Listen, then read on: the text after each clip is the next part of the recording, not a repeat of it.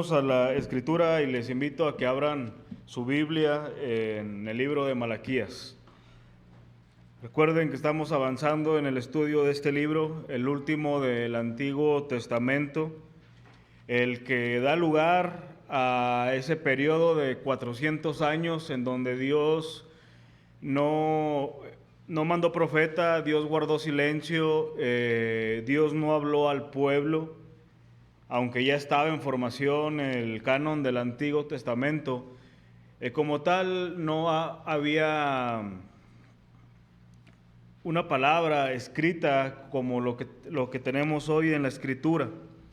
Ese periodo de silencio se puede ver también como parte de un juicio de Dios hacia su nación al no darles más revelación. Y de hecho es en ese periodo donde toma lugar los libros apócrifos de Macabeos y algunos más que en algunos sectores aún lo ven como cierta credibilidad, pero nosotros sabemos que es un libro apócrifo y que no forma parte del canon de las Escrituras. Bueno, hoy vamos a estudiar, hermanos,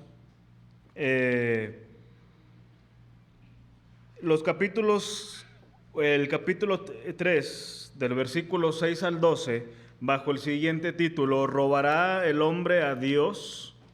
¿Robará el hombre a Dios?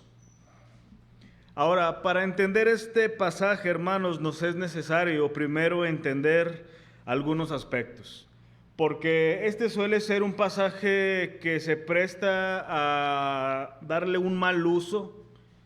Se ha prestado también para lastimar a la iglesia del Señor históricamente. Muchos hombres, falsos maestros también se han valido de este pasaje para buscar una ganancia deshonesta.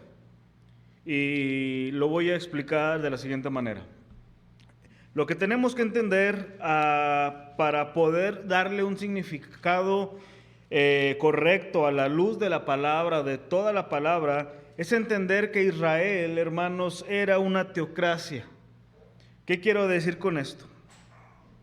Israel, bajo el antiguo pacto, no hacía tal distinción entre lo que era el Estado y el sistema religioso. Y por decirlo de esa manera, Israel como nación tenía a la ley de Moisés, que lo regía, lo regulaba en todos los aspectos. Así que esto es necesario entender para no usar este pasaje de manera coercitiva contra el pueblo de Dios.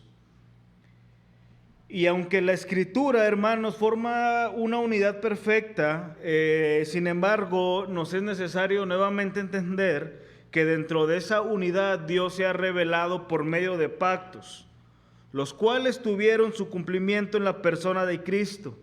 Nosotros somos llamados a observar esos pactos, ver sus propósitos y ver cómo estos revelan el carácter de Dios y ver las implicaciones para la iglesia. En el Antiguo Testamento, el pueblo de Israel al menos estaba bajo la ley moral, la ley ceremonial y la ley civil. Nosotros no desechamos como tal la ley de Dios porque sabemos su propósito y su vigencia, pero tenemos que reconocer que gran parte de esa ley era ceremonial, es decir, exclusiva para la nación de Israel. Por ejemplo, nosotros hoy no somos llamados a observar el que no gustemos de ciertos alimentos. Tampoco para nosotros hoy en día está vigente el apedrear a los hijos cuando estos desobedecen para bien de nuestros hijos. Por decirlo de alguna manera, ya hay ciertas leyes y mandamientos exclusivos para la nación de Israel y como tal forman parte de lo que se le conoce la ley ceremonial. Nosotros seguimos abrazando la ley moral de Dios. Es decir, sigue siendo desobediencia y siguen estando vigentes los 10 mandamientos Aún hoy es correcto decir que no debemos mentir, no debemos robar, no debemos matar, etcétera, etcétera, etcétera. Digo esto, hermanos, porque repito que nuestro texto se ha usado de manera incorrecta para promover cierta obligación en los creyentes. Dios ha diseñado que como creyentes entendamos nuestra responsabilidad de participar en la obra de Dios, pero no desde este ángulo. El mensaje de Malaquías que estamos por meditar fue dado en primera instancia a la nación de Israel, que como vengo diciendo era una teocracia. Dios se había revelado en los siguientes pasajes con Israel en un pacto. Vean Deuteronomio capítulo 28. A partir del verso 1 y vamos a leer solamente los primeros 5 versículos. Deuteronomio capítulo 28, aquí Dios establece este pacto con Moisés y les asegura lo que les iba a pasar si ellos obedecen. Vean, versículo 1. Acontecerá que si oyeres atentamente la voz de Jehová tu Dios, para guardar y poner por obra todos sus mandamientos que yo te prescribo hoy, también Jehová tu Dios te exaltará sobre todas las naciones de la tierra, y vendrán sobre ti todas estas bendiciones, y te alcanzarán si oyeres la voz de Jehová tu Dios. Bendito serás tú en la ciudad y bendito tú en el campo.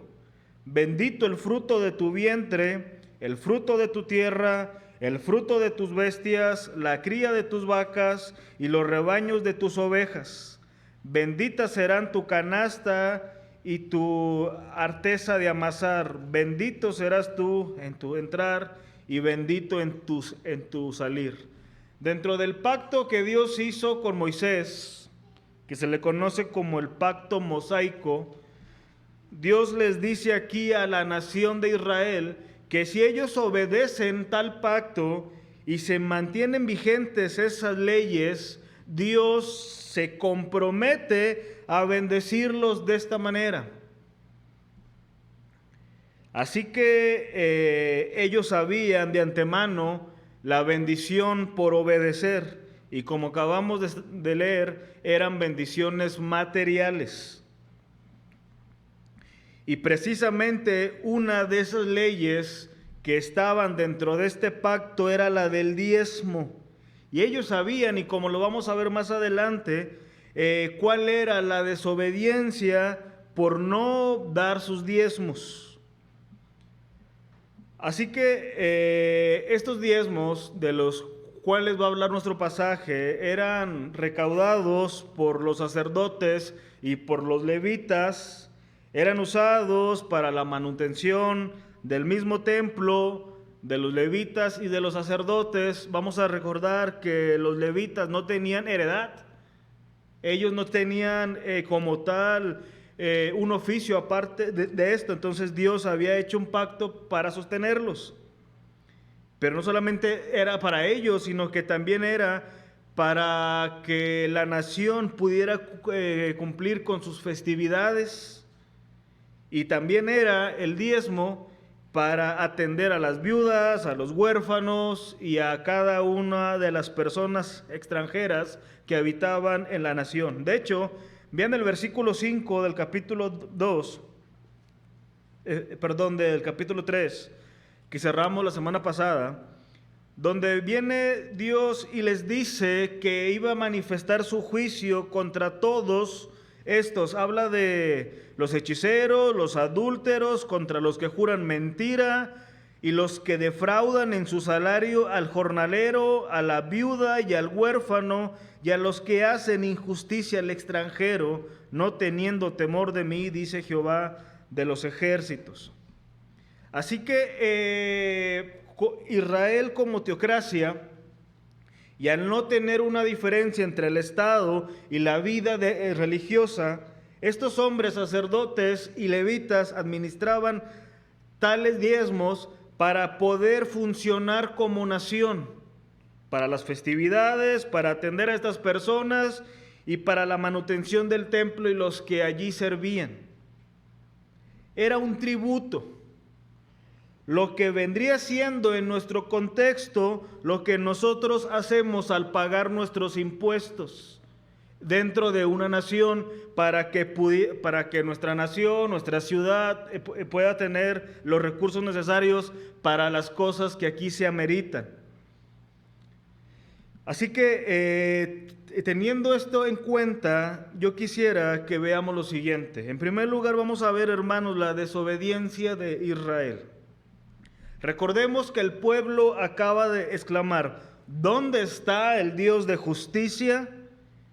El pueblo estaba acusando a Dios de inconstancia y de falta de fiabilidad. De hecho, estaban en una espiral descendiente, dudan del amor de Dios y por tanto responden con sacrificios y con un sacerdocio incorrecto. Eran desleales, desconfiaban de las normas de Dios, así que estaban en serios problemas. Todo lo que en el pacto mosaico decía que al hacerlo iban a hallarse con las consecuencias. Estos hombres culpaban a Dios de los problemas que tenían, a Él le echaban la culpa, y lo peor de todo es que no veían su propio mal, no aceptaban sus palabras. Es más, hermanos, yo creo que una de las manifestaciones en donde nosotros reflejamos parte de nuestra aún maldad es cuando vemos nuestra desobediencia como algo no tan grave o con ligereza. Estos hombres estaban tan permeados de lo que estaba pasando que no veían que su condición en ese momento era causa de su pecado, que no prosperaban por su pecado, que eran derrotados por su pecado. Pero a ellos se les hacía más fácil, más cómodo decir: ¿dónde está el Dios de justicia? Ante esto, Dios les dice lo siguiente. Vean el versículo 7 del capítulo número 3. Desde los días de vuestros padres os habéis apartado de mis leyes y no las guardasteis. Así que el pueblo conocía las demandas del pacto mosaico, sabía de la bendición que conllevaba la obediencia, pero aún más sabía lo que conllevaba el desobedecer. A pesar de esta inconsistencia, Dios vuelve a manifestar su amor electo hacia la nación y les dice: volveos a mí y yo me volveré a vosotros. Dios siempre tomando la iniciativa para tener comunión con su pueblo. Dios les llama a un arrepentimiento fiel. Ellos sabían que Dios era lento para la ira y manifiesta ese deseo de tener comunión con su nación. Lamentablemente, ¿qué fue lo que dijo el pueblo? Observen, versículo 7. Una vez que les dice: volveos a mí, yo me volveré a vosotros, ellos dicen: ¿en qué hemos de volvernos? ¿En qué hemos de volvernos? Esta pregunta, ¿en qué hemos de volvernos?, arroja y evidencia el nulo discernimiento de la nación y lo lejos que se hallaban de Dios. No podemos ver esta pregunta como una manifestación real de decir: bueno, o sea, tú me estás diciendo que nos volvamos, Señor, pero dinos honestamente en qué nos hemos de volver. No.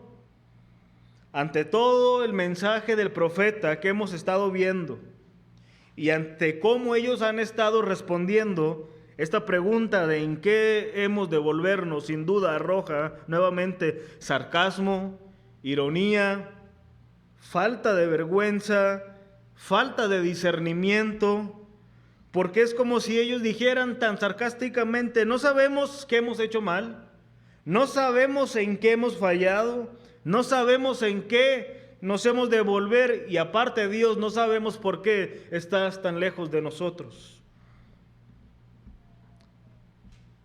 La verdad, hermanos, cuando observamos la manera en que Dios trata con la nación de Israel, es un reflejo del trato de Dios hacia la iglesia, porque es muy factible que nosotros, cuando nos endurecemos, llegamos a un punto de ceguera que no vemos nuestra propia maldad, no vemos en qué hemos fallado a Dios, y a veces estamos en el mismo renglón de decir, bueno, ¿realmente en qué hemos fallado? Ante esto, Dios contesta de manera muy enfática, versículo 8, ¿robará el hombre a Dios? Pues vosotros me habéis robado. Y dijisteis, ¿en qué te hemos robado? En vuestros diezmos y ofrendas. ¿En qué te hemos robado? Decía la nación. Lo propuesto por nuestro texto va más allá de aspectos generales, y Dios particularmente y enfáticamente dice, en vuestros diezmos y en vuestras ofrendas. Como venía diciendo, hermanos, al principio, los diezmos y las ofrendas eran la forma como proveían el sostén económico del templo. Recuerden que tanto los levitas como los sacerdotes no tenían una heredad, y Dios había hecho un pacto que se le conoce como Levítico, y lo vamos a ver más adelante, que su sustento iba a ser de ese diezmo. Al no haber alimento en la casa de Dios y al no tener un sustento adecuadamente, tales hombres iban a buscar en la agricultura, que era la práctica más común en Israel, su sustento. Y al estar en ello, la vida del templo, las ofrendas, los sacrificios iban a ser definitivamente descuidados. Pero no solamente eso, vengo diciendo que también era para solventar las fiestas, la Pascua y algunas más festividades, los pobres, los huérfanos, etcétera, etcétera, etcétera. Estos hombres creían que todo lo que tenían les pertenecía, cuando en realidad no eran más que administradores de Dios sobre todos sus bienes. Es más, de hecho, nosotros tenemos que entender que en esa parte somos administradores de Dios. Él nos ha dado nuestros recursos y nosotros simplemente administramos lo que Dios nos ha dado.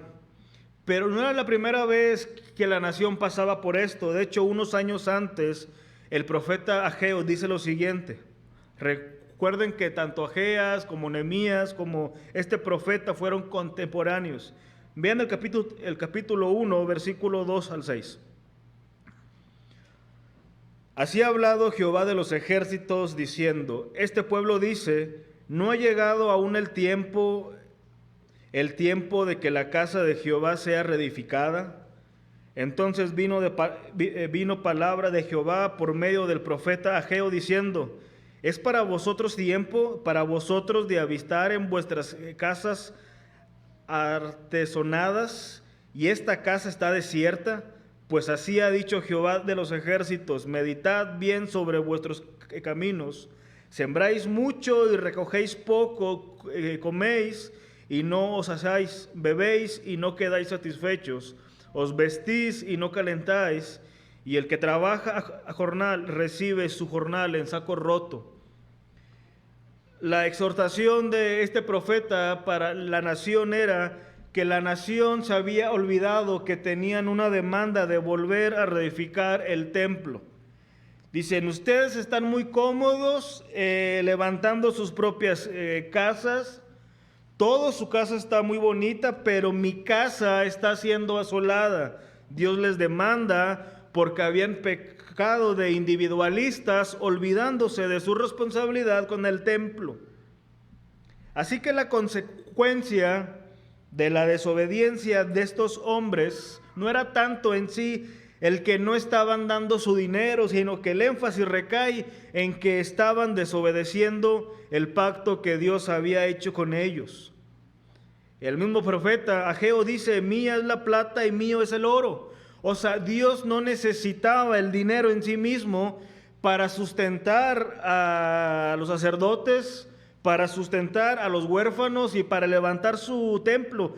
A Él todo le pertenece, pero la cuestión aquí que estamos tratando es la desobediencia. El pueblo estaba desobedeciendo el pacto. Todo le pertenece a Dios. Dios no ocupa nada de nosotros. Dios no está limitado a lo que nosotros podemos hacer o no. Y vean las consecuencias de desobedecer. Deuteronomio 28, a partir del versículo 15. En el mismo capítulo donde Dios habla de las bendiciones por obedecer dentro del pacto de Moisés, habla también aquí de la desobediencia. Y es muy largo, pero solamente vamos a leer estos versículos. Pero acontecerá, si no oyeres la voz de Jehová tu Dios, para procurar cumplir todos sus mandamientos y sus estatutos que yo te intimo hoy, que vendrán sobre ti todas estas maldiciones y te alcanzarán. Maldito serás tú en la ciudad y maldito en el campo. Maldita tu canasta y tu arteza de amasar. Maldito el fruto de tu vientre, el fruto de tu tierra, la cría de tus vacas y los rebaños de tus ovejas. Maldito serás tú en tu entrar y maldito en tu salir. Vea nuevamente la consecuencia. Lo que estamos viendo aquí, hermanos, para estar en el hilo, es recordar que Israel estaba bajo el pacto de Moisés. Dentro de ese pacto, Dios había dado su ley para regular a toda la nación. Dios había dicho que si cumplían su parte del pacto, los iba a bendecir. Y también Dios aquí dice que al desobedecer iban a experimentar tales consecuencias, maldiciones en sí misma. Ahora, una vez más, Dios en ese amor preferencial hacia su nación, les dice cuál es la solución a su problema. Ellos habían robado a Dios, habían experimentado esto, pero Dios les dice, aquí está la respuesta y la solución ante el problema. Vean el versículo 9. Malditos sois con maldición, porque vosotros, la nación toda, me habéis robado.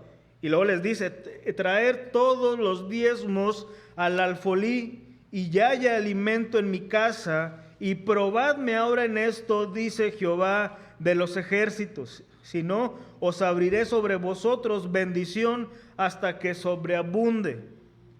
La solución para la nación ante su problemática y ante lo maldecido que estaban todas sus tierras, sus familias, era sencillamente volver a cumplir con su parte del pacto en obedecer y en dar sus diezmos. Ahora, aquí aclaro lo siguiente, hermanos, para también considerarlo. Si usted busca la definición de la palabra diezmo en un diccionario, sencillamente le va a decir la décima parte. Sin embargo, esa definición no es la que necesariamente tenemos que entender nosotros bajo la palabra. La palabra diezmo y en la manera en que se usa hoy en día no es meramente la décima parte. Y déjenme explico lo siguiente. La palabra diezmo dentro de este pacto de Moisés era dar el 10% del incremento de la cosecha de la tierra de Israel o el ganado que se alimentaba en esa tierra. Estaba conectado consistentemente a la nación y nunca se refirió a un aumento en el capital que se obtuviese aparte de la misma tierra. El diezmo se hacía varias veces durante el año y dentro de todos los diezmos que se daban, porque al menos eran 3, la nación daba al menos el 23.3%, no era el 10% los que daban. Por ejemplo, había un diezmo levítico que, como lo venía diciendo, era el pacto que Dios había hecho con los levitas para sustentarlos. De la semilla de la tierra, el fruto de los árboles, los animales del rebaño. Este se llamaba el diezmo levítico, o así se suele conocer. Usted lo puede buscar en Levítico 27:30 al 32. Pero había luego un segundo diezmo que se le conocía como el Festival del Diezmo. Esto está en Deuteronomio capítulo 14, 22 al 27. Y los fondos que aquí se reunían eran utilizados para las celebraciones de al menos 3 fiestas: la Pascua, los tabernáculos y el Pentecostés. Así que también parte del tributo de dicha nación era para solventar las fiestas de Israel como nación. Y existe un tercer diezmo que se daba cada 3 años, que se le conoce como el diezmo de la caridad, que se usaba para los huérfanos, las viudas y los extranjeros.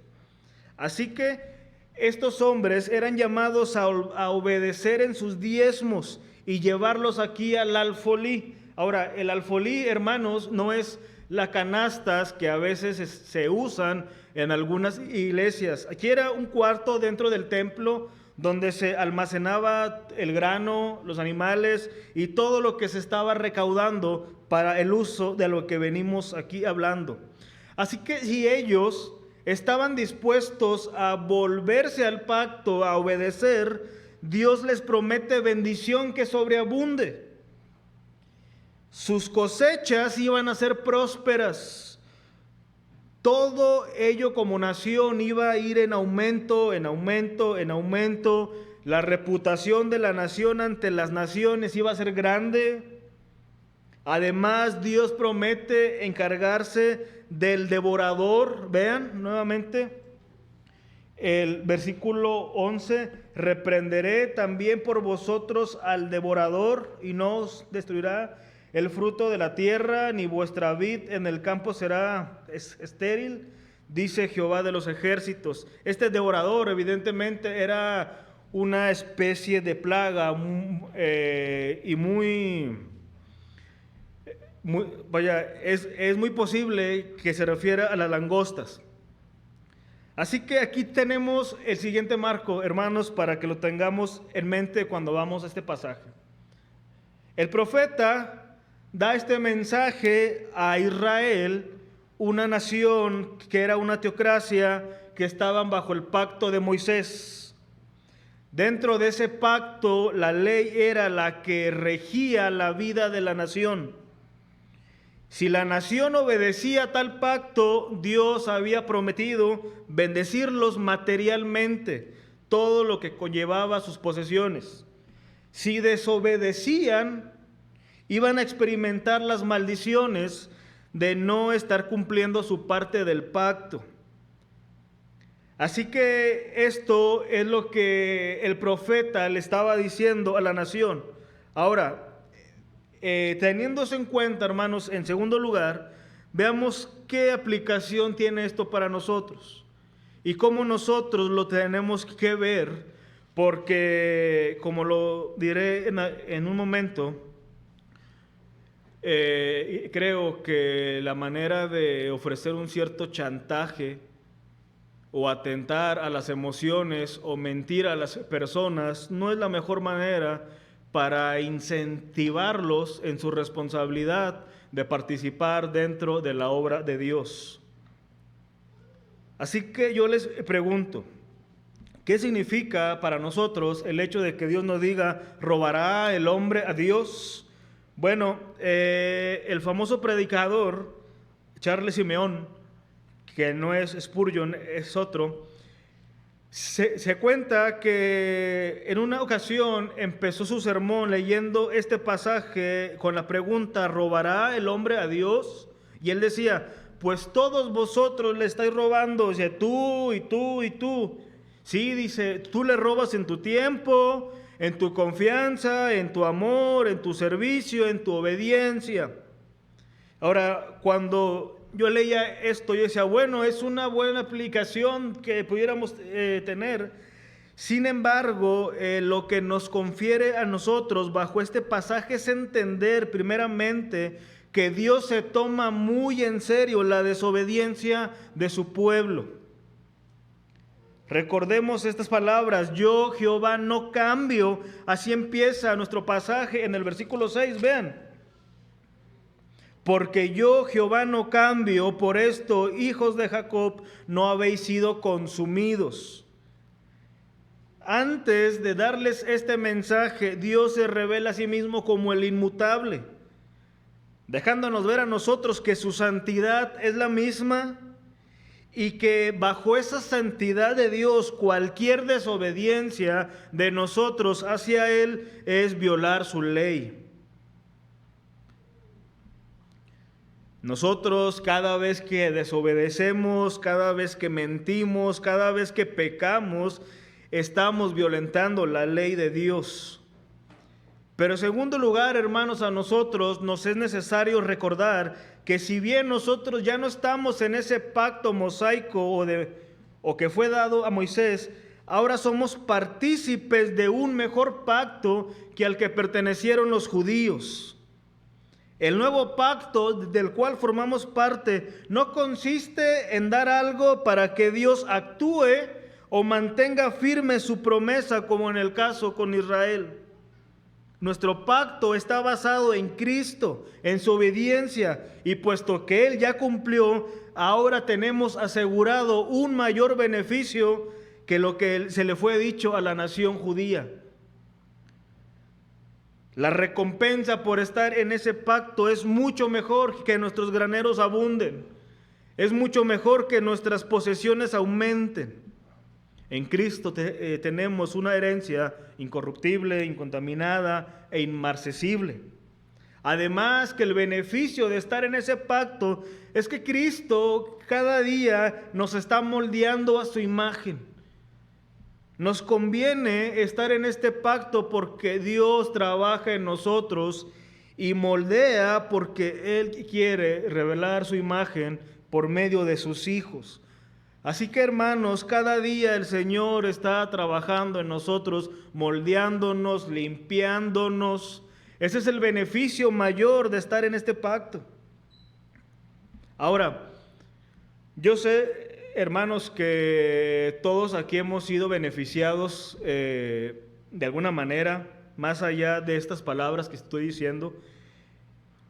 Y aunque podemos decir cómo Dios nos ha sustentado económicamente, cómo Dios nos ha provisto tales cosas, la promesa de ser sus hijos no se limita a estas cosas. Porque pensemos lo siguiente. De hecho, aquí es donde quiero decir dos aspectos que se suelen desprender de este pasaje cuando lo entendemos mal. El primero es, hermanos, que se suele decir que si tú diezmas, tú tienes asegurado en primer lugar la bendición de Dios. Dios va a abrir las ventanas de los cielos hasta que sobreabunde en tu casa. De hecho, me hallé con cuento, no sé cómo llamarlo, de cuando trataba de un maestro de decir el beneficio de diezmar. Él decía: un granjero que diezmaba prosperaba grandemente mientras que los demás apenas salían. Y los demás le decían: oye, ¿cuál es tu secreto? ¿O por qué tú eres tan bendecido? Él dice: no hay ningún secreto, el hecho es que echo en mi pala lo que le corresponde a Dios y Él pone dentro de la mía por haber dado a la suya. Entonces los que piensan así dicen: piensa por un momento lo que Dios puede hacer en tu negocio, en tu familia, en tu trabajo, si tan solo tú te dispones a diezmar. ¿De qué estamos hablando aquí, hermanos? Nosotros no podemos caer en tal chantaje y pensar de que si tú das, Dios te va a dar el doble, el triple, o Dios te va a asegurar algo.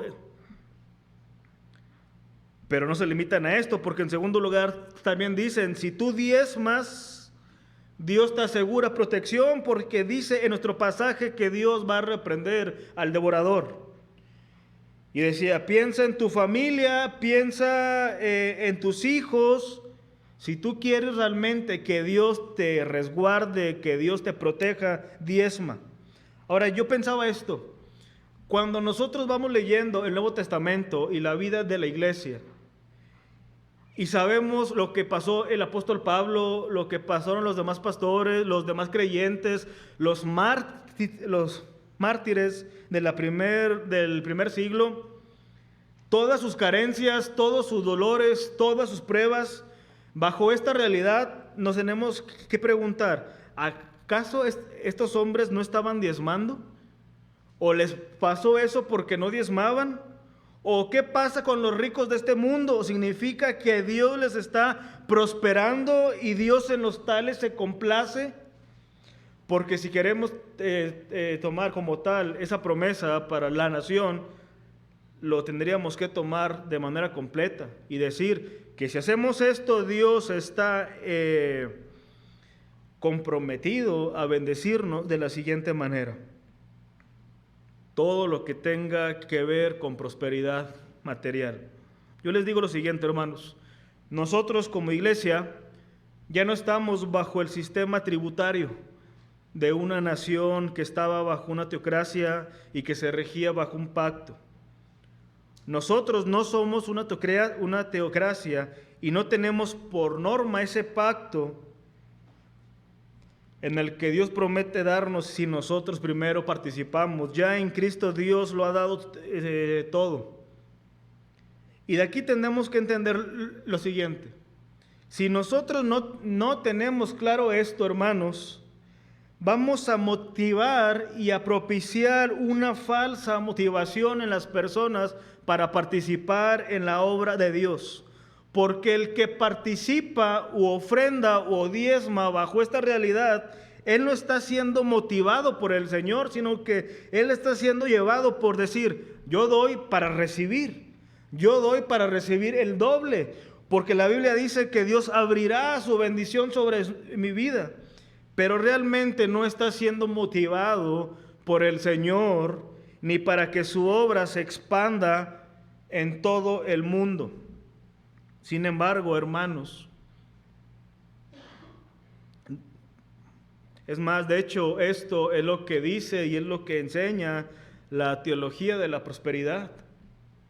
Invitan a las personas que hagan pactos con el Señor, que hagan firmas con el Señor, que reten a Dios.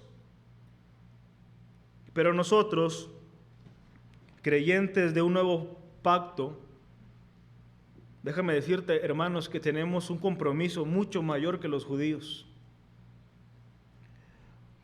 Nosotros ya no tenemos velado lo que ha de venir, puesto que ya vino Cristo. Y por contraparte, como muchos creyentes también dicen, ya no estamos bajo la ley y por tanto ya no es vigente el que yo esté diezmando. Decía un pastor que nunca ha escuchado a alguien decir que tenga problemas con el diezmo en el aspecto de decir, ¿por qué limitarnos al 10%? ¿Por qué no podemos dar más? Siempre es en torno a no dar. Pero si bien nosotros ya no estamos en ese pacto en donde debemos de exigir el 10% de cada persona, también es cierto, hermanos, que nuestra responsabilidad es mucho mayor que aquellos judíos. A Dios no solamente le pertenece nuestro 10%, a Dios le pertenece todo lo que somos.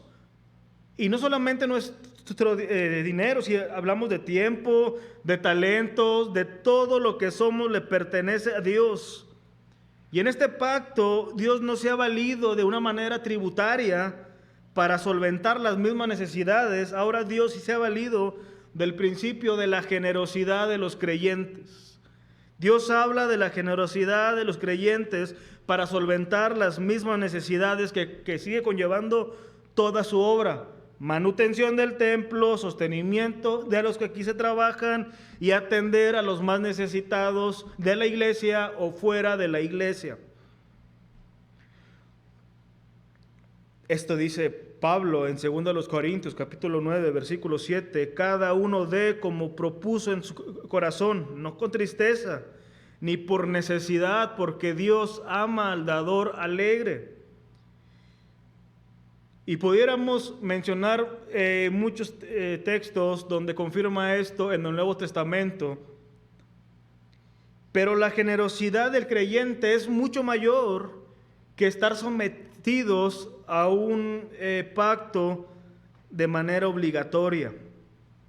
El creyente, cuando entiende su condición, cuando entiende de qué fue salvado, cuando entiende que es una bendición participar dentro de la obra de Dios, generosamente participa. No por tristeza, ni por dolor, ni por necesidad, ni por obligación, ni por chantaje, sino porque sabe quién es su Señor. De hecho, me gusta mucho cómo lo dice respecto al dinero Agustín de Hipona. Él dice lo siguiente: lo que en verdad importa no es tanto lo que el hombre posee, sino lo que lo posee al hombre. El uso del dinero y nuestra disposición a dar indican si el dinero lo tenemos por amo o por nuestro siervo. Ofrendemos con liberalidad a Dios sin esperar nada a cambio, sino con gratitud por todo lo que Él ha hecho en nosotros y como una manera de indicar que realmente dependemos del Señor.